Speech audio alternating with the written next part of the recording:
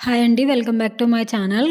కొత్తగా ఈరోజే తెలిసిన విషయం ఏంటంటే, అల్లు అర్జున్ గారిని అరెస్ట్ చేశారు. అంటే 'పుష్ప 2' రిలీజ్ అప్పుడు సంధ్య థియేటర్‌కెళ్లారు కదా! తొక్కిసలాటలో రేవతి గారని చెప్పి ఆవిడ చనిపోయారు, ఒక బాబు.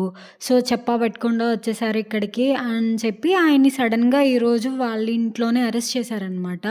తీసుకెళ్లారు గాంధీ హాస్పిటల్‌కి ట్రీట్మెంట్ ఏంటిది టెస్ట్ చేస్తారు కదా! బీపీ టెస్ట్ అవన్నీ చేయడానికని చెప్పి అక్కడికి తీసుకెళ్లారు. అక్కడ తర్వాత నుంచి నాంపల్లి కోర్ట్‌కి తీసుకెళ్తారంట. సో, ఇట్లా జరుగుతుంది. ఇప్పటి వరకు ఎక్కడ లేదు కదా! ఇట్లా అరెస్ట్ చేయడం అది ఇది అని చెప్పి. వీళ్ళేమో సంధ్యా థియేటర్‌కి మేము ఆల్రెడీ పంపించామండి. మేము వస్తున్నామని చెప్పి పంపించామని చెప్పి ఒక లెటర్‌ని చూపిస్తున్నారు. న్యూస్‌లో చూపిస్తున్నారు.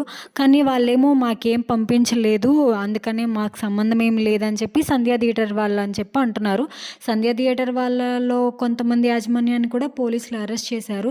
కొంతమంది ఏం మాట్లాడుతున్నారంటే, మొన్న రేవంత్ రెడ్డి గారి పేరు మర్చిపోయారు కదా అల్లు అర్జున్ గారు ప్రెస్ మీట్‌లో.